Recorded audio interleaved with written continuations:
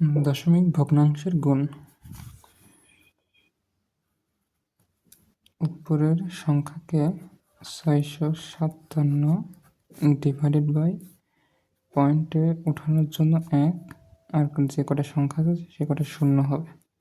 1 2 3 4 গুণ গুণ এখানে আছে 75, তাহলে পয়েন্ট ওঠানোর জন্য 1, কটা সংখ্যা আছে 2টা, তাহলে 1 2। তারপর হচ্ছে উপরে দুটো গুণ করলে হবে হচ্ছে 49,275 ডিভাইডেড বাই এখানে 4টা শূন্য আর এখানে 2টা শূন্য, তাহলে মোট 6টা শূন্য হবে।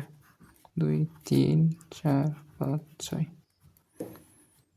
49,275কে 10 লক্ষ দ্বারা ভাগ করলে এখানে কয়টা সংখ্যা আছে? 1 2 3 4 5, এটাই হুবহু লিখতে হবে। আর এখানে কয়টা শূন্য আছে? 2 4 6, তাহলে এখানে 5টা, একটা সামনে শূন্য বসালে 6টা পূর্ণ হবে, আর সামনে একটা দশমিক হবে।